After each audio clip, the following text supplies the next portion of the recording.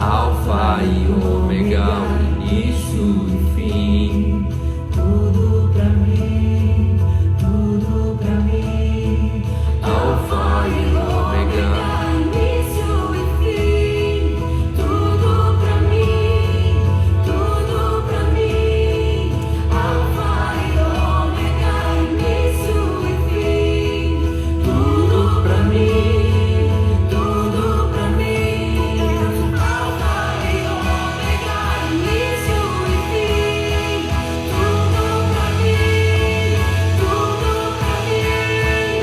Alfa e Ômega, início e fim. Tudo pra mim. És o Alfa e Ômega, início e fim. És o ar que eu respiro. Tudo pra mim, tu és Jesus.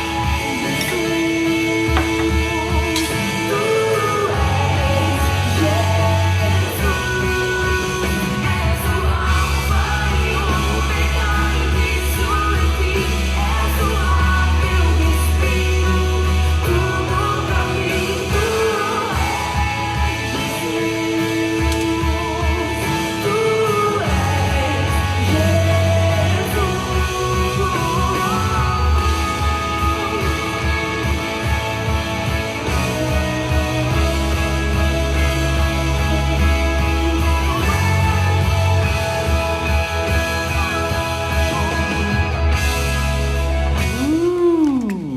Bom dia, bom dia, tudo bem, pessoal? Olha eu só, emagreci na cabeça, tô magrinho.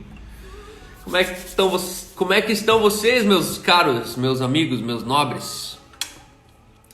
Essa que tá cantando essa canção se chama Alfa e Ômega, da minha amiga Marine Friesen. Marine Friesen, para quem não conhece, ela é a esposa do Daniel Friesen. Por muito tempo ela foi cantora do Diante do Trono. Ele era baixista do Diante do Trono, enquanto Ana Paula Valadão estava aqui em Curitiba, estava aqui no Brasil.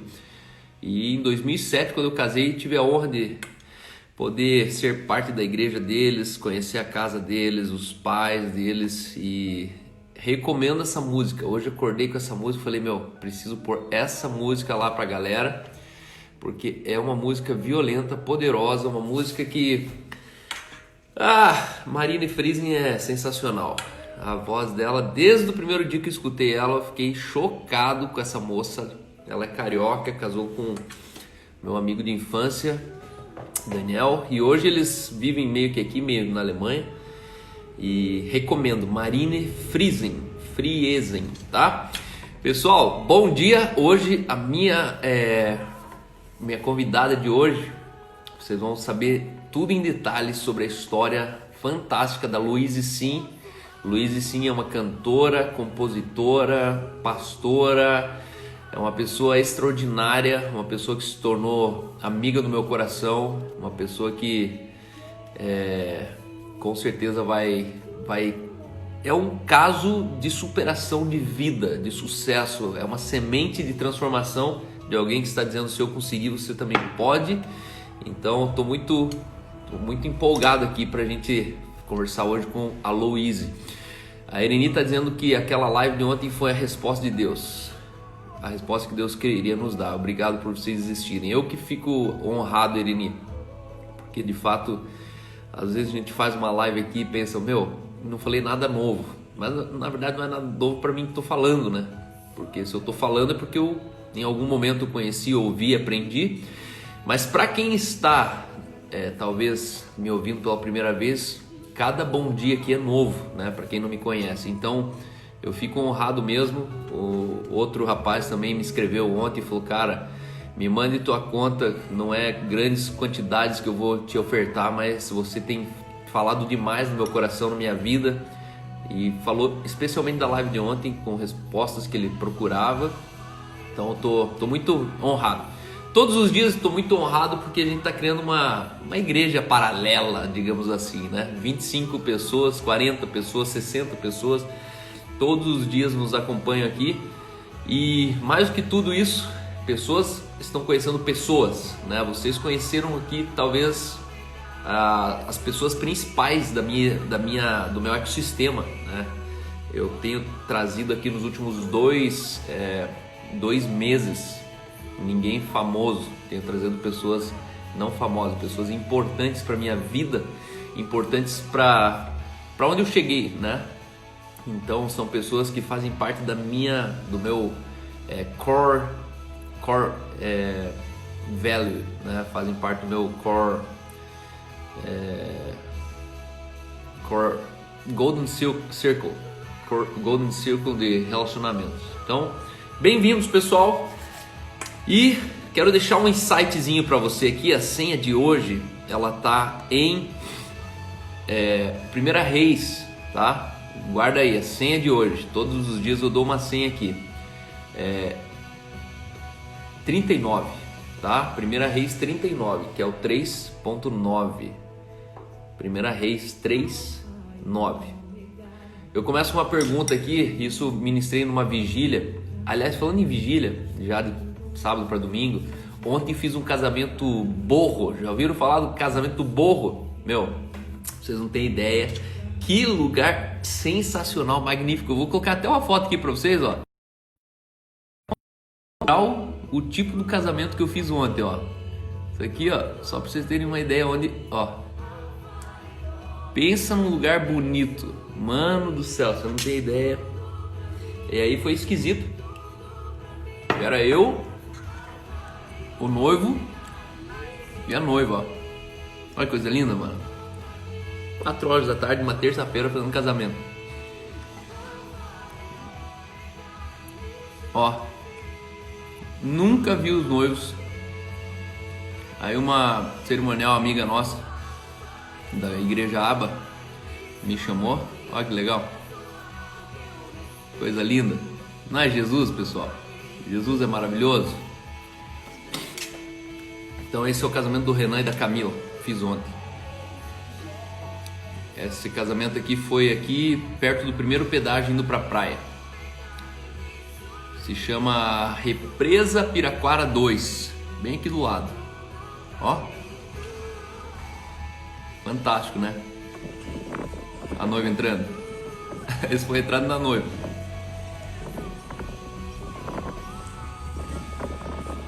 Muito legal, né? Mas enfim. E aí no meio desse casamento, pensa um casamento assim, ó, que a noiva esperou 10 anos pro noivo casar ela. Ela já tem um filho de 10 anos. E na hora das alianças assim, eu chamei os noivos para fazer as alianças, só que eu chamei o filho. E aí eu fiz o noivo e a noiva fazer uma aliança com o filho. E aí eu falei que esse filho estava casando junto e comecei a dar um speak live para criança de 10 anos. E as crianças começaram a chorar e ninguém mais se aguentou.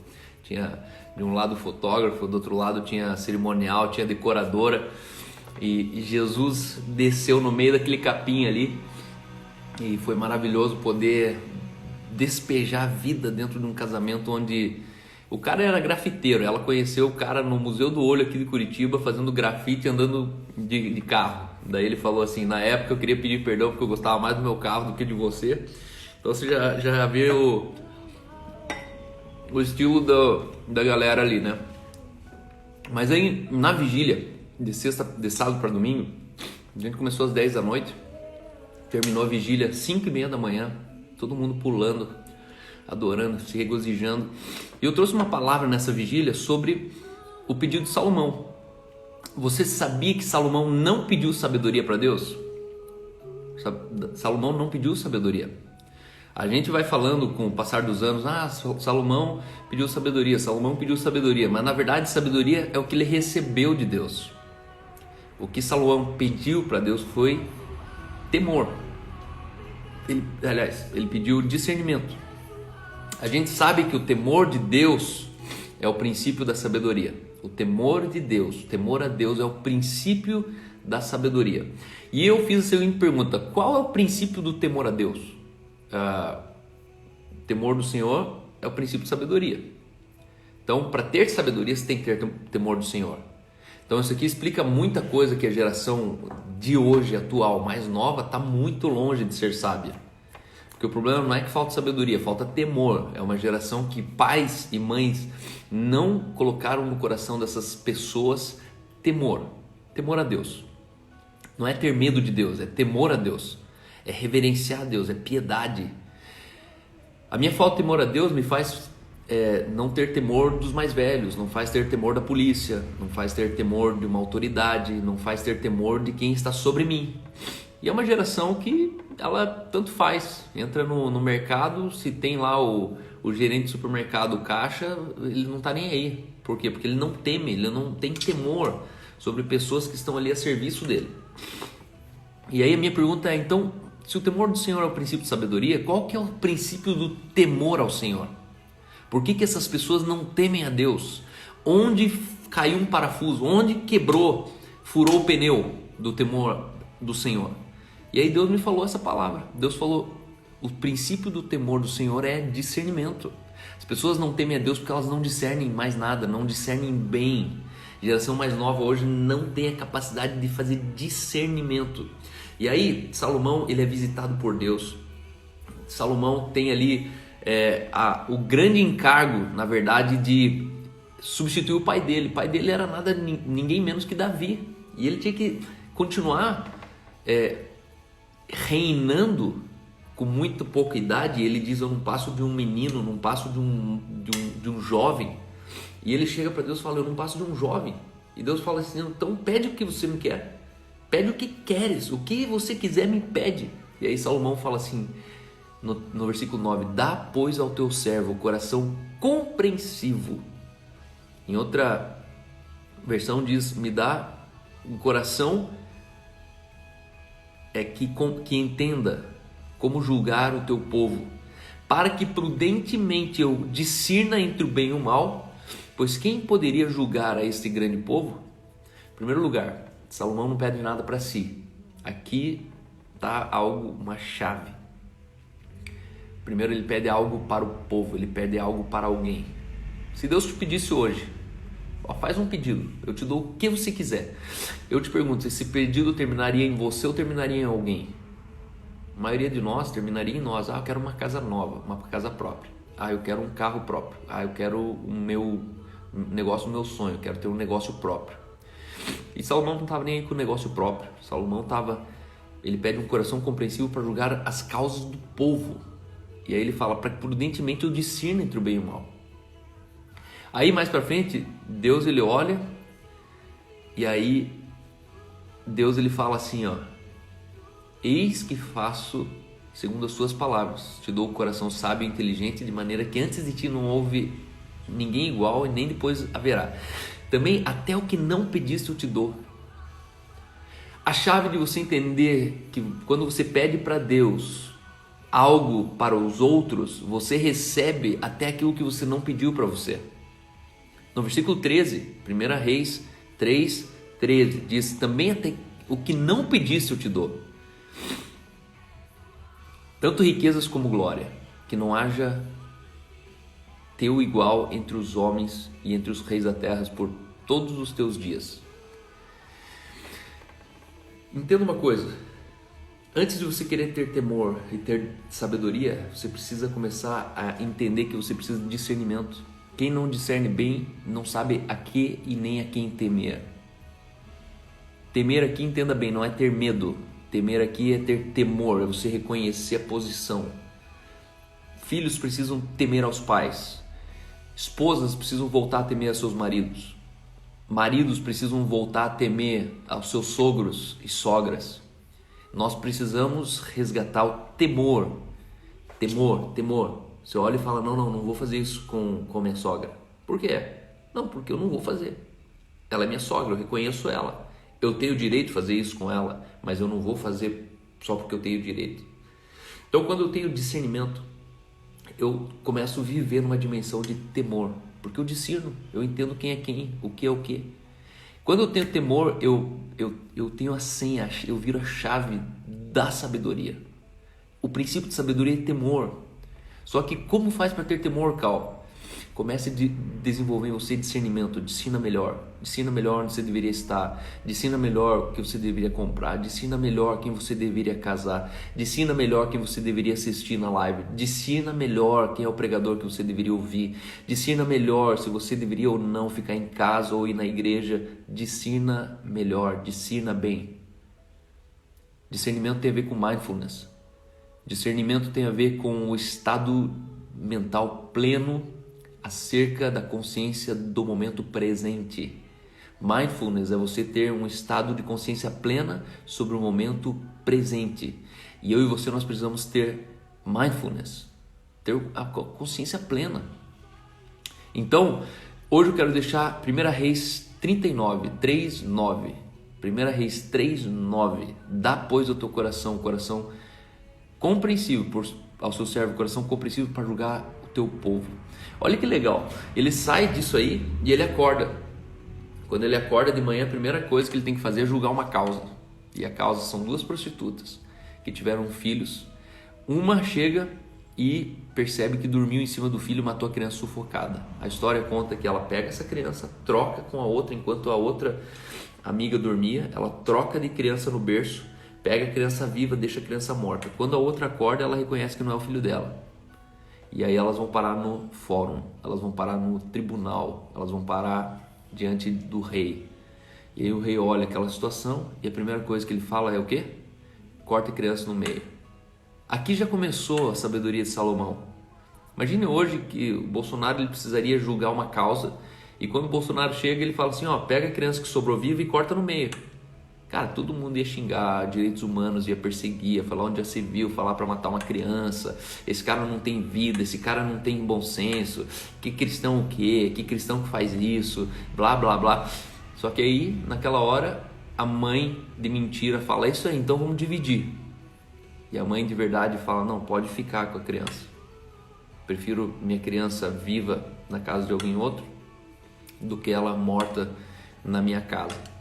E aí Salomão, ligeiro, olha e fala, pô, aqui eu encontrei o coração materno, aqui tem o coração de uma mãe.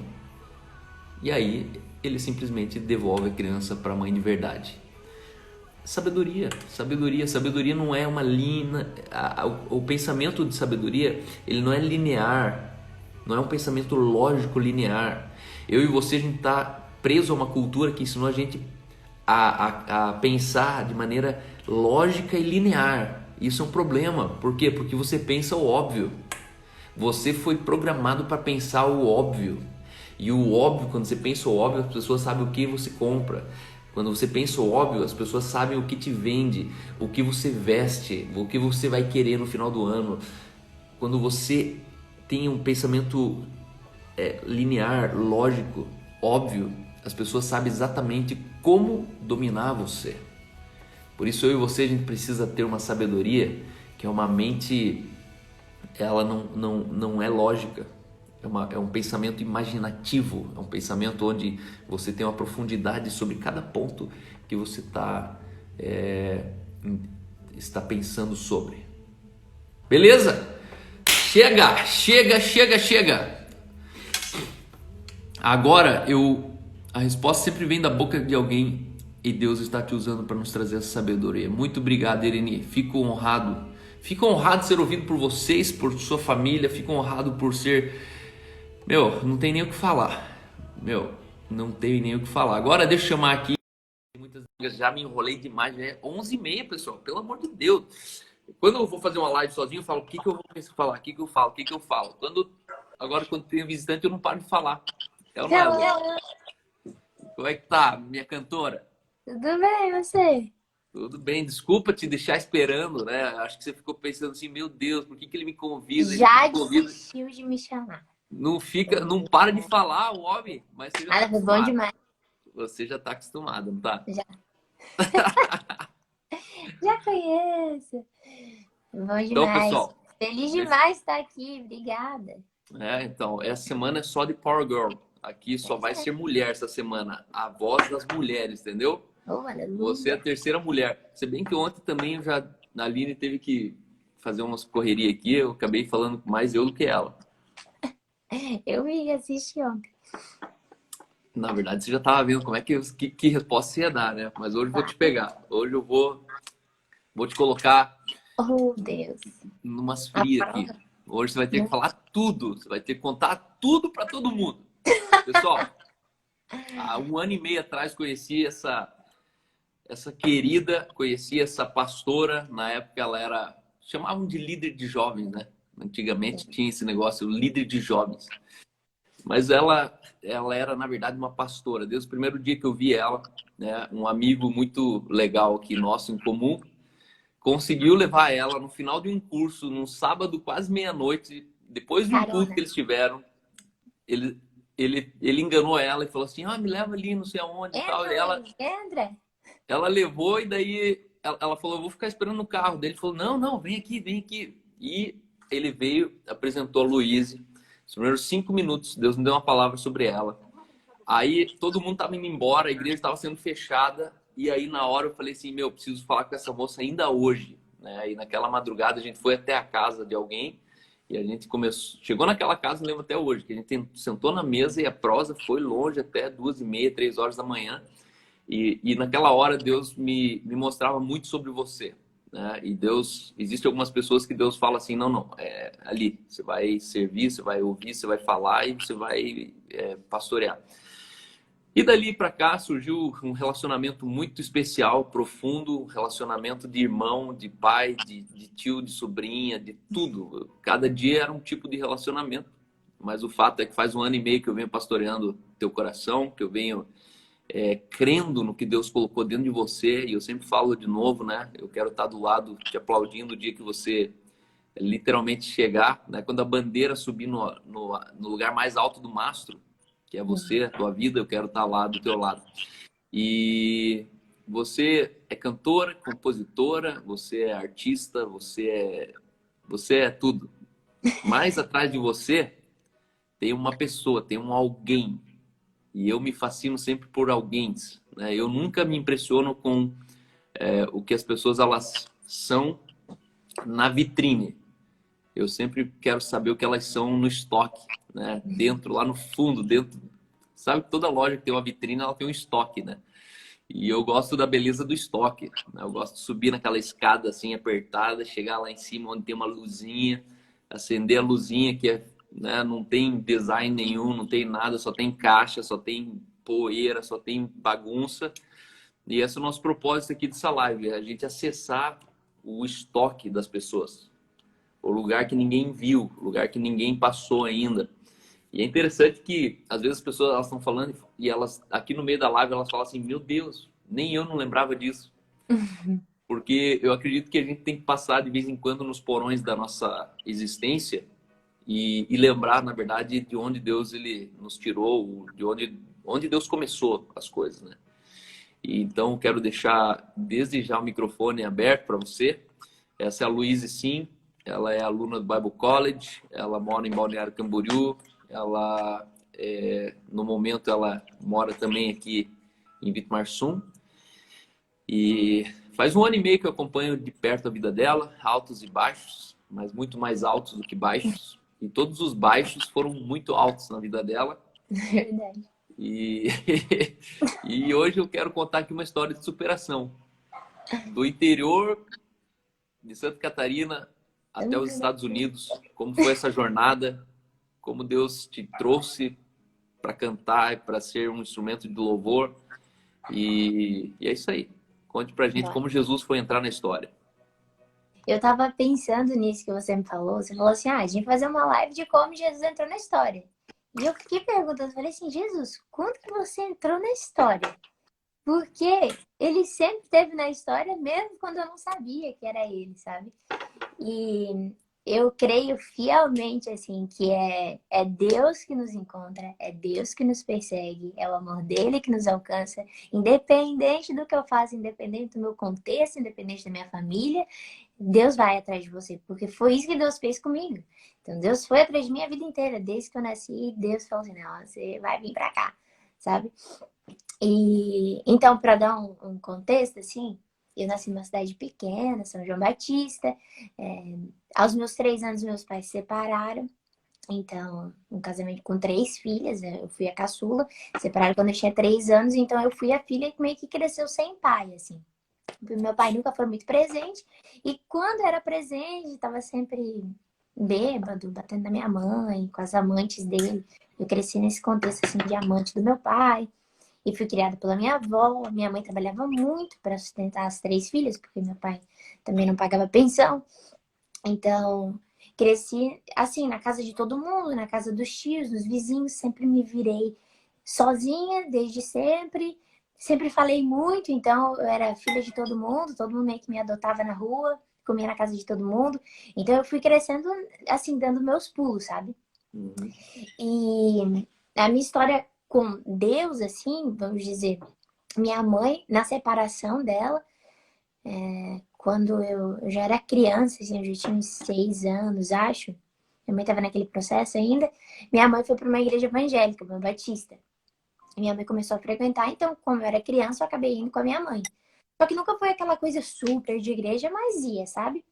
Minha mãe começou a ir, e eu acho que, para eu resumir isso, né, contar tudo, mas teve um fato que marcou, assim, a minha vida, que quando eu tinha uns 7 anos, tava eu e minha mãe, pensa, cidade interior, andando pela praça, assim, e tinha um ginásio de esporte, e nesse ginásio tinha muita gente. E tinha vários ônibus, assim, pensa, cidade pequena, você fica, nossa, o que que tem, né? O que que tem aí e tal. E minha mãe pegou assim, vamos entrar, vamos ver o que é. E era um ginásio e tava lotado de gente. Era assim, de futsal, sabe? Tava muito cheio, cheio de cadeira, bancada cheia. E era um evento de igreja. Aí minha mãe falou, vamos entrar, né? Vamos ver quem é. Não lembro que igreja era. Não eu lembro que pastor que tava. Só sei que ele era famoso. Eu era criança. E quando eu entrei naquele lugar, eu falei pra minha mãe assim, mãe, vamos embora. Ela falou, por que, Luiz? Eu falei, porque aquele homem lá vai falar comigo. E ela falou, que vai falar contigo, menina? Eu falei, mãe, ele vai falar comigo. Porque eu sempre achava que tinha uma voz interior que falava comigo. Desde criancinha, eu sempre sabia das coisas. Minha mãe falava assim, como é que essa guria já sabe? Eu falava, porque eu sei, eu escuto uma voz que fala comigo que falou isso. Então eu falei assim, mãe, eu sei que ele vai falar comigo, então a gente tem que ir embora. Aí falou, não, Lazy, vamos ficar aqui. Minha mãe foi ainda me batendo, assim, me beliscando. Aí a gente pegou e sentou na última arquibancada que tinha, tipo assim, na parede do ginásio. Então, assim, o pregador tava aqui, a gente tava no final, lá no final. E eu peguei e virei com a cara na parede, porque eu não queria fazer contato visual com ele. E falei pra minha mãe, eu não posso olhar. Se eu olhar, ele vai vir falar comigo. Mas não deu outra. Daqui a pouco, no meio da palavra, ele estava pregando. Ele não estava dando palavra para ninguém, ele só estava pregando. Ele pegou e falou assim, tem uma menina lá atrás que desde que ela entrou, ela sabe que eu vou falar com ela. Mãe, pode trazer ela aqui. E tem gente que não acredita nisso, mas eu vivi. Então, assim, é verdade. E a minha mãe falou assim, eu falei pra minha mãe, eu falei, viu, mãe? Eu falei que ele ia falar comigo. Minha mãe falou assim, Luiz, quantas meninas tem aqui? Quantas mães? Eu falei, eu. E ele falou assim, mãe, pode trazer que ela sabe que é ela. E não deu outra. Me levou lá na frente. Não sei quantas mil pessoas tinha. Era muita gente. E ele chegou lá na frente e falou assim, eu tenho uma palavra de Deus pra você. E falou pra minha mãe, né? E falou assim, ela vai pregar, ela vai cantar, ela vai sair do Brasil, ela vai aprender outra língua. E essa língua vai levar ela para outros países. E começou a falar. E eu com 7 anos de idade, eu nem cantava. Eu nem sabia Meu nada. Deus. Nada. E ele começou a falar aquilo tudo. E ele falou assim, e tipo assim, Deus te escolheu, você pode correr o resto da sua vida, mas Deus quer você. E o que Deus tem pra você é você que vai fazer. E começou o Speak Life na minha vida ali. E eu nem lembro mais de nada. Sei que ele botou uma mão na minha cabeça. Daqui a pouco eu me lembro assim de meio que tava meio aérea, assim, acordei de novo. Falei, gente, o que tá acontecendo? E tava aquela igreja toda, todo mundo orando por mim naquele lugar. E aquele dia foi um marco, assim. E minha mãe pegou aquela palavra, agarrou de um jeito e falou, nossa, minha filha tem que ficar na igreja, né? Porque olha o que Deus tem pra minha filha. Só que aí foi passando os anos e minha mãe foi muito machucada pela Batista, porque ela era separada, né? Enfim, então ela não podia falar nada na igreja. Minha mãe, eles controlavam até o dízimo da minha mãe. Aí falava que ela não dava o dízimo certo, mas é que minha mãe ganhava pouco mesmo. Só que eles não acreditavam que ela tinha 3 filhas e ganhava tão pouco assim. Então minha mãe começou a ficar muito machucada pela igreja. Minha mãe acabou saindo, foi para a igreja católica, muito ativa na igreja católica. E eu também. E eu desde sempre, com essa voz interior que eu falava, sempre orava, sempre, né, aprendi na igreja, sempre gostei da escolinha, das crianças e tudo. E eu tinha na cabeça que eu ia morar nos Estados Unidos. Que eu ia falar inglês, que eu ia. E minha família falou assim: Luiz, esquece essa ideia. A gente é pobre. Sabe que a gente é pobre, Luiz? Pobre. Porque assim, a gente não tinha dinheiro. A gente ganhava uma bolacha por mês e a gente tinha que dividir aquela bolacha assim pelo mês inteiro. Eu ganhava 2 iogurtes no mês todo. Então, assim, não tinha, a gente não tinha.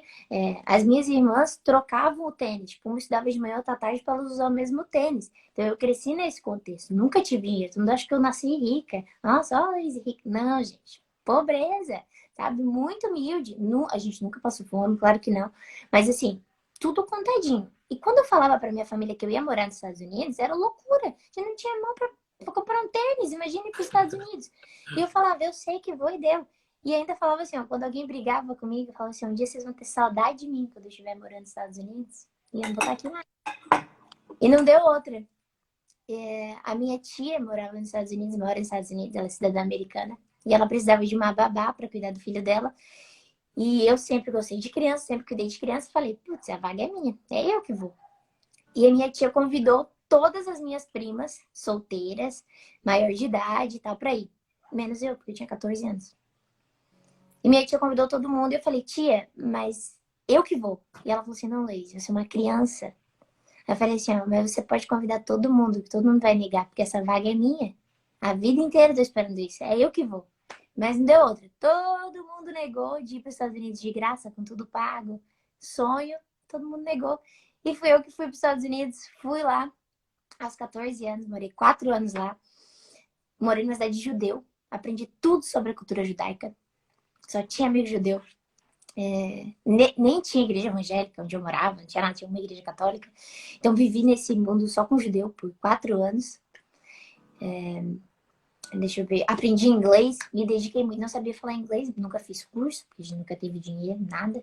Então, aprendi lá e assim, muito focada, falei, você é melhor, vou chegar aqui, vou ter meu diploma. E foi isso que aconteceu. Não tô falando isso para me vangloriar, não, mas realmente foi Deus que me ensinou inglês. Não faz sentido uma pessoa que não fala inglês ir para uma escola, para o ensino médio, ter aula de história, ter aula de física. E nos primeiros meses eu tinha as melhores notas da sala. As melhores notas eu que tinha. E o povo falava, como que você consegue? Eu falei, não sei. Na hora da prova eu sei as respostas. E eu aprendi muito rápido. Em 2 anos eu dava aula para americano de inglês. Eu fazia as provas dos meus amigos. Então, assim, foi Deus que me ensinou. Deus me ensinava o tempo inteiro. E eu sempre com essa voz que conversava comigo, né? Então, sempre foi isso, assim. Eu falava que essa voz me livrava de tudo, porque às vezes todo mundo fala, vamos pra tal festa, tal. E algo me dizia assim, ó, não vai. Não é pra você. Eu falei, não vou. Então, Luiz, mas você não vai. Não sei também, só sei que não é meu lugar. Chega a falar, batia a polícia, todo mundo preso. Então, assim, Deus sempre esteve na minha vida, mesmo quando eu não entendia que era Ele que estava fazendo na minha vida. Voltei pro Brasil, por quê? Louca? Não sei também, mas essa voz dizia que estava na hora de ir embora. Eu me formei, peguei meu diploma com a minha medalha de melhor aluna e essa voz dizia assim, ó, é hora de ir pra casa. Acabou, teu tempo aqui acabou. Eu ganhei várias bolsas, sabe, para ir estudar, para ir em outros lugares. Não, eu tinha que ir embora, tava na hora de eu ir embora. Falei, gente, eu não sei o que é, só sei que meu lugar é no Brasil agora. Eu preciso ir embora. Cheguei no Brasil, arrumei um emprego já na primeira semana. Meu chefe era pastor. E as 2 secretárias do dia e da noite da Assembleia de Deus. Todo mundo crente. E nessa época eu já não queria saber de nada de igreja. Porque aí eu já tava com 18 anos, fui morar em Balneário Camboriú, tava assim na igreja há um tempão. Falei, que igreja o quê? Só que quando eu cheguei no Brasil, toda aquela palavra que eu recebi aos meus 7 anos começou a voltar tudo. E todo lugar que eu ia, eu recebia a mesma palavra. No trabalho, eu recebi aquela palavra. Em todo lugar mesmo. Só que eu não queria saber. Eu falei, por que eu tenho que ser cantora gospel? Por que eu tenho que falar de Deus? Eu quero ser feliz. Eu não quero ter minha vida. Eu quero ser feliz, que Eu sacanagem. achava assim, todo mundo pode ser feliz, fazer suas escolhas, eu tenho que ser cantora gospel. Deus, por que eu tenho que falar de Deus? Deixa os outros falar de Deus. Eu não queria, realmente eu não queria. E só que as coisas foram se estreitando pra mim, porque eu comecei a fazer show em barzinho, eu comecei a ficar conhecida no YouTube. Aí que eu não queria saber de Deus. Eu falei, nossa, mas eu não quero Deus de jeito nenhum, né? Porque Deus vai entrar no rolê e vai acabar com tudo. Porque eu não vou poder mais fazer nada disso. Só que era assim, ó, eu tava na pizzaria comendo. Do nada chegava uma pessoa e falava assim, ó, você sabe que Deus tem na sua vida? Deus tá te chamando na pizzaria. Não precisava nem ir na igreja. Era gente que vinha toda hora me falar e eu falava, Deus tá de sacanagem comigo, né? Porque todo lugar que eu vou, Deus é bem o eis que te digo pra mim. Só que o que acontece? Quando você já conhece a Deus, como eu passei um tempo na igreja quando eu era criança, nem pra pecar você serve direito. Porque eu nem conseguia fazer coisa muito errada, porque eu ficava pensando assim, eu sempre via Deus me olhando, né? Aí eu nunca conseguia fazer nada muito de errado, assim. Todo mundo pensava, a Luísa é mais louca que nada, eu morri de medo de fazer alguma coisa de errado, Jesus voltar e eu ir pro inferno. Então, eu nem pra pecar eu servia, nem pra fazer festa direito eu servia. Mas tava naquela, não quero ser cantora gospel. Até que eu já tava muito bem, assim, de show. Tudo começou a acontecer muito rápido. Em um ano, eu comecei a ficar muito conhecida. Eu comecei a ganhar dinheiro. Eu comecei a ganhar roupa, comida, sapato. Então, pra mim, eu tava na melhor fase da minha vida. Tava Isso ganhando tudo. tudo cantando cover, isso? Isso, cantando cover. Cantando cover, cantando em inglês. E eu era a única, na época, que cantava em inglês. Mulher cantando em inglês, enfim. Então, eu comecei a ser muito conhecida por causa disso. E eu comecei a beber muito. Eu comecei a fazer o que meu pai fazia, né? Comecei a beber muito, porque a verdade é que eu não conseguia fazer festa se eu estivesse sóbria. Eu não conseguia estar naquele rolê se eu estivesse sóbria. Então eu já bebia antes de sair de casa. Pra conseguir, sabe? Pra estar no clima com todo mundo. Só que aí quando eu comecei a fazer show muito grande, eu fechei um contrato, eles falaram assim, ó, não pode beber. Nem antes, nem durante. Só depois. Quando você acaba de cantar, você pode beber. Aí tudo de graça, porque eu ganhava tudo, né? Só que aí eu tive que começar a fazer show sóbria. E antes eu não fazia isso. E quando eu comecei, eu digo que eu comecei a me converter ali. Porque eu tava nas baladas cantando, sóbria. E eu começava a olhar aquelas meninas, eu ouvia aquelas meninas descendo as escadas, bêbada. Eu não via o rosto delas, eu via eu. Eu comecei a me ver naquelas pessoas. Eu comecei a ver aqueles caras tentando ficar com uma, tentando ficar com outra. Eu comecei a falar, nossa, isso acontecia comigo. E enquanto eu cantava, que era a coisa que eu mais amava fazer, eu tinha a maior tristeza do mundo, como se eu estivesse no lugar errado. Então eu saía e todo mundo, nossa, Luiz, foi incrível, você cantou muito. E eu ia pra casa chorar. Eu não ficava 10 minutos no lugar. E eu falava, o que que eu tô fazendo com a minha vida? O que que é isso? Porque eu falava assim, eu amo cantar, é isso que eu amo, eu sempre quis isso. Mas agora eu senti um vazio absurdo dentro de mim. E eu vi que eu só gostava de fazer aquilo porque eu tava bebendo, porque quando eu tô em sã consciência eu não aguentava. E aquilo começou a ser cada vez maior. E eu fechei um contrato que eu cantava todo dia no carnaval. Ali, em janeiro, em Balneário. E eu não aguentava mais, ter que cantar. E a minha voz começou a falhar muito. Eu tava com muita dor de garganta, assim, dor nas pregas vocais, não sabia o que era. E eu já não tava mais feliz cantando, só chorava. Até que, quando chegou no último dia de carnaval, que eu ia cantar, eu acordei sem voz. Zero, nada de voz. Não tinha mais voz nenhuma. E eu tive que ligar pro meu chefe e falar assim, não vou conseguir cantar, não tem como, eu não tenho voz, não tenho como cantar. Aí eu tive que cancelar o meu maior BO. Já tava ficando. Desse jeito, não saía a voz, tinha que fazer que minha voz não saía. Deus pesando a mão. Era Deus Não. pesando a mão. Não, é Deus pesando a mão. Sempre achei que foi Deus pesando a mão. Porque eu falava, minha mãe falava assim, Luíse, canta na igreja. Luíse, vai pra igreja. Luíse, pelo menos uma vez no mês, canta na igreja. Vai numa missa, sei lá. Eu falava, mãe, prefiro morrer, né? Prefiro morrer do que ir pra uma igreja, né? E eu falava assim, eu preferia morrer do que ser cantora gospel. Preferia ser muda. Eu falava, mas que eu seja muda, então. Do que ter que ficar cantando pra Deus. Tá louco? Quero ser muda. Oh, não perdi a voz, você acredita? Aí eu fui no médico, fui fazer exame, cheguei, fui no otorrino, aí peguei os exames, nada bom, e fui para uma fono. Quando eu cheguei na fono, ela falou assim, você é cantora? Falei, sim. E professora também, porque eu já dava aula de inglês. Falei, também. Ela falou assim, vai ter que parar. Não, você nem tem voz pra isso. A aula começou assim, ó, você vai em lugares com competição sonora? Festa, né? Eu falei, sim. Ela, não, vai ter que parar. Você bebe? Eu falei, vai ter que parar. Vai ter que parar, vai ter que parar, vai ter que parar. Ela me converteu, porque eu tive que parar a minha vida toda. Eu parei tudo. Eu parei tudo que eu fazia. Aí eu vi que assim, eu ganhava muito dinheiro porque eu fazia show e dava aula de inglês. Eu tive que parei de fazer show depois daquela consulta. Eu dava aula o dia inteiro, só podia dar aula 4 horas, 3 a 4 horas, e o resto do dia tinha que ficar em silêncio. Nossa. E foi assim, ó, ladeira abaixo. Porque agora meus amigos de festa já não tinha mais, porque agora o dinheiro já não tinha mais, porque agora meus patrocínios já não tinha mais, porque agora eu já não tinha mais nada. Não tinha mais nada. Aí, mas eu tinha aquele emprego ainda. E naquele emprego, aquelas assembleianas lá, as secretárias, não desistiu de mim nunca. Sempre falando de Deus pra mim. Daí eu peguei e falei, sabe o que é? Vou pra igreja. Vou pra igreja, porque Deus deve estar me castigando. É isso que Deus tá fazendo. Deus viu que eu não queria ele, e agora Deus tá pesando a mão. Vou pra igreja. Aí, fui pra igreja base do medo, assim. Falei, é isso. Fui pra igreja primeiro mês, fiquei na igreja, certinho. Quietinha, minha voz começou a voltar. Óbvio, né? Começou a voltar. Não tava cantando, não tava bebendo, não tava fazendo nada. Ia voltar a minha voz mesmo. Porque eu tava lá só pra fazer barganha com Deus. E eu falava, Deus, ó, tô me comportando. Já dá pra voltar a minha voz ou ainda não?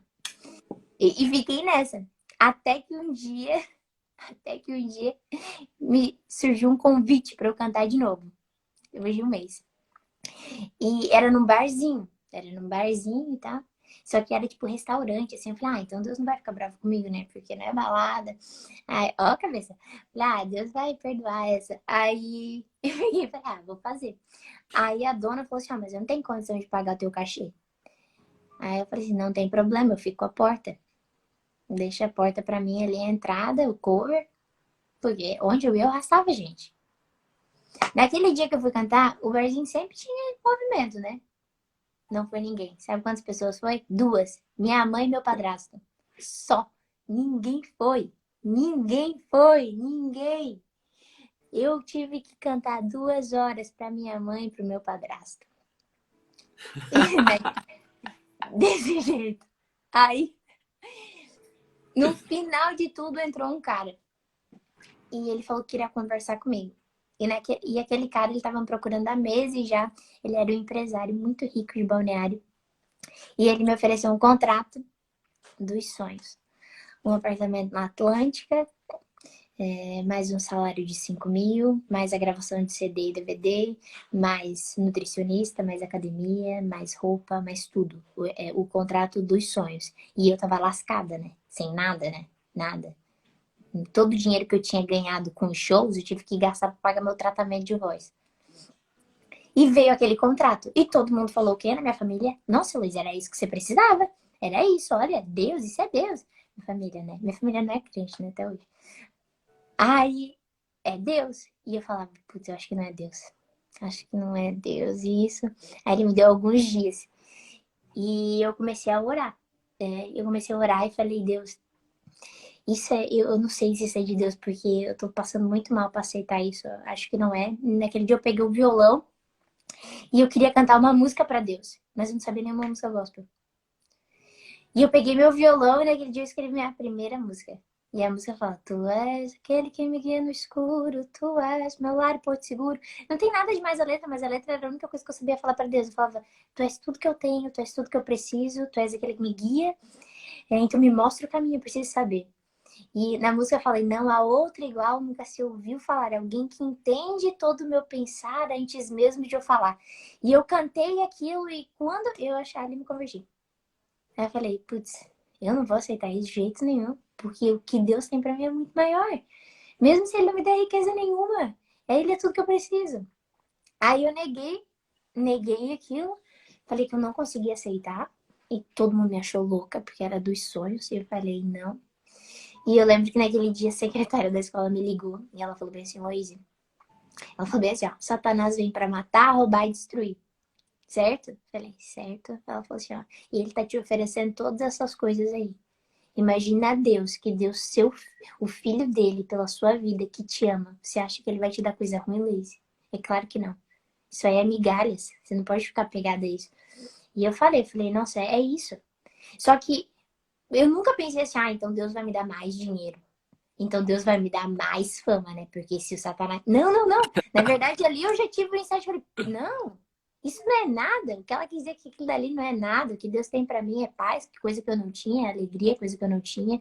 Era comunhão com a minha família, que eu não tinha. Eu vivia brigando com a minha família. Então ali Deus começou a transformar a minha história. Não porque ele me transformou numa cantora gospel famosa, não, ele começou a mudar quem eu era. E foi ali que eu me converti. E eu lembro que eu comecei a pedir pra Deus, falei, Deus, eu queria uma igreja que eu me encaixasse, porque eu tava na Assembleia e eu me achava um ET lá, já muito diferente. Eu, Deus, eu preciso de uma igreja que eu me sinta eu. E até que eu achei a embaixada em Balneário. E foi lá que eu comecei, lá eu comecei a ser discipulada, mas lá eu mergulhei a fundo, assim. Porque eu sempre fui intensa em tudo que eu fiz na vida. Então, lá eu fui muito intensa. Então, assim, comecei a estudar a Bíblia, comecei a participar de tudo, comecei a fazer tudo na igreja. Eu monitorava os adolescentes, menos cantar. Eu acho que fiquei um ano sem cantar. Fiz tudo, ficava na porta, ficava. Mas tudo eu fiz. E foi ali que nossa, que a minha vida mudou completamente. Completamente. Mudei meu jeito de falar, meu jeito de vestir. Nunca foi porque alguém me falou. O meu relacionamento com Deus mudou todo o jeito que eu pensava, todo o jeito que eu falava, todas as minhas amizades, minha vida financeira, minha vida profissional, tudo começou a mudar. Então foi meio que isso, assim, resumidamente, como que eu me converti nessa loucura. Então, hoje eu vivo uma realidade totalmente diferente. Na verdade, eu tive vários extremos, assim, né? Não querer Deus, depois querer Deus para ganhar alguma coisa em troca. E depois querer Deus só porque eu queria Deus. Porque eu queria Ele na minha vida, independente de ser pobre, não ter nada. Mas ainda assim eu ia ter tudo, sabe? Porque eu pude experimentar de não ter amigo, não ter dinheiro, não ter fama, não ter nada. E ser feliz, coisa que eu não era quando eu tinha tudo. Eu comecei a experimentar isso e hoje eu vivo isso na minha casa.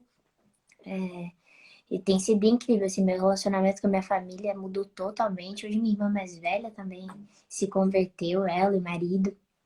Hoje eu sou pastora da minha casa, a gente fez Santa Ceia domingo, a gente fez culto em casa, então assim, né, eu pude experimentar do que é ter tudo, porque na verdade é nada.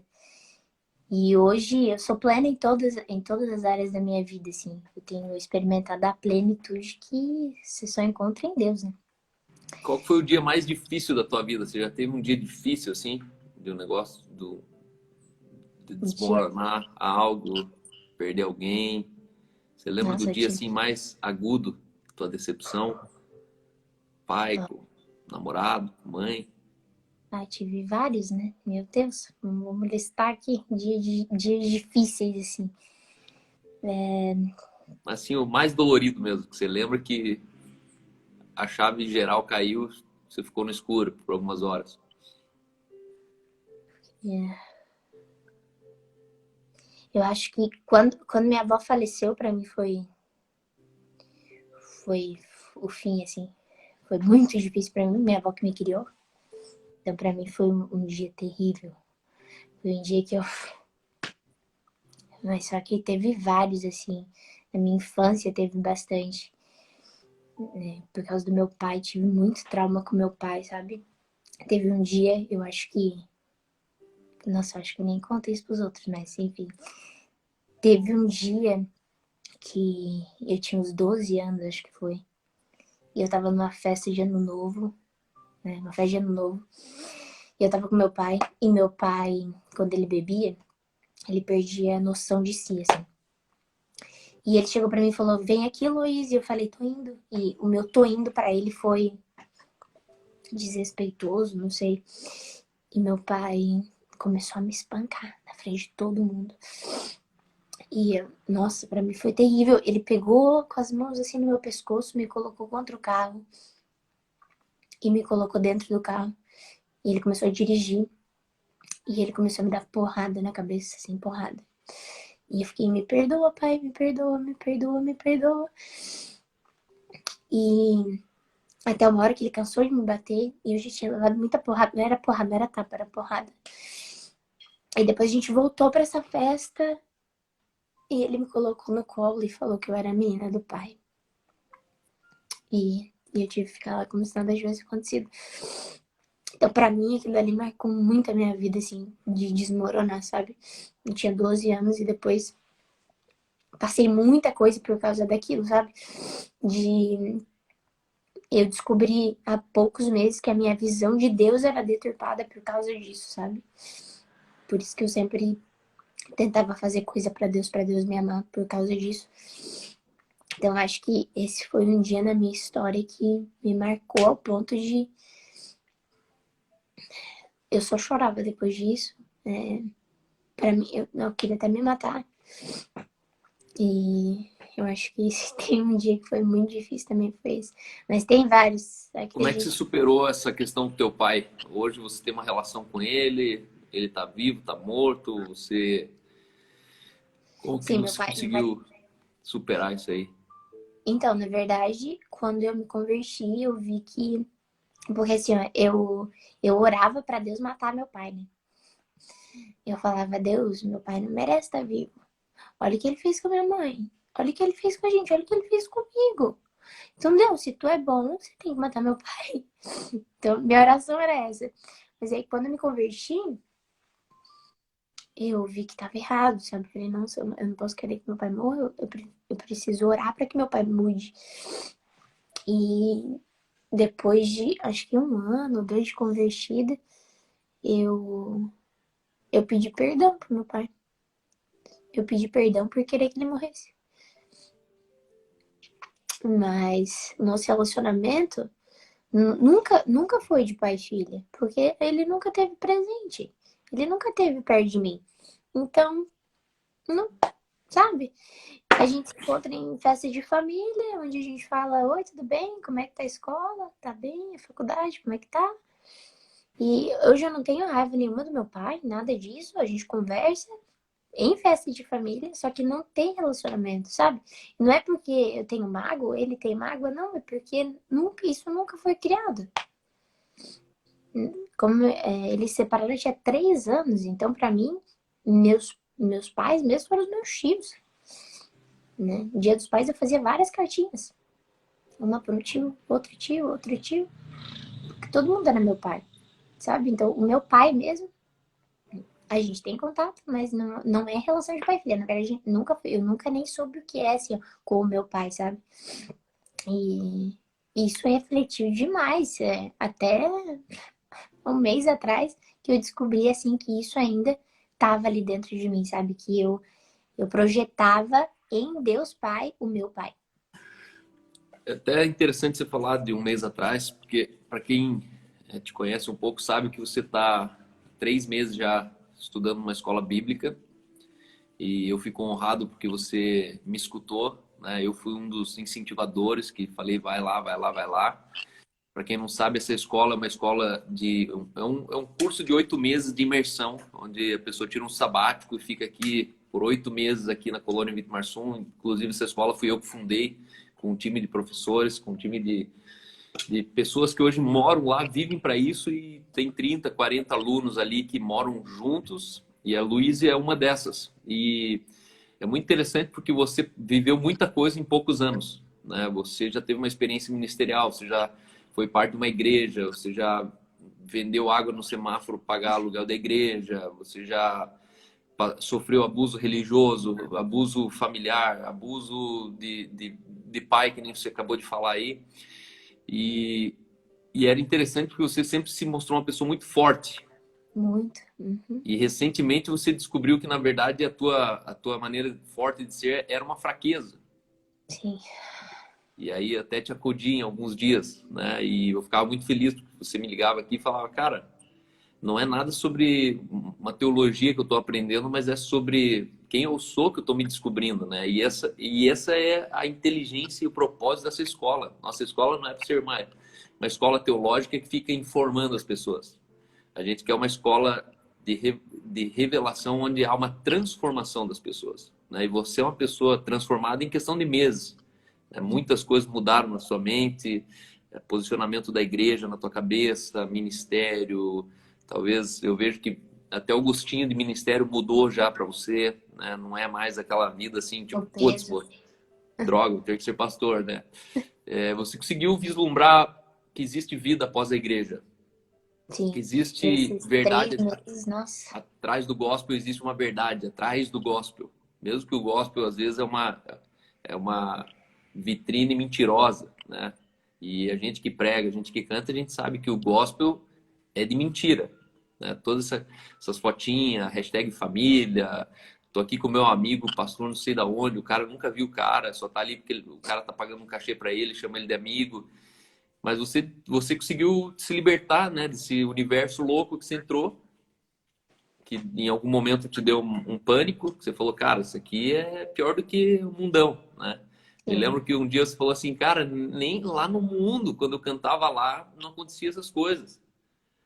Eu falei, opa, acho que ela descobriu que existe, atrás de uma igreja, existe uma religião, atrás de uma placa bonita, um lugar que nós amamos você, existe um cara que está falando assim, ó, queria ter mais membro, queria ter mais dinheiro, queria ter uma igreja grande.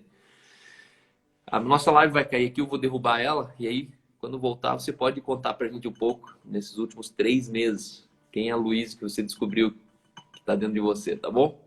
A gente já volta, pessoal. Eu vou fazer o post aqui, fica no meu feed, esse videozinho aqui. Então, todos os vídeos têm o feed aqui, ou no meu feed. E aí a parte 2 ela fica daí dentro do IGTV numa pasta chamada Live Talks, tá? Então essa aqui vai pro feed.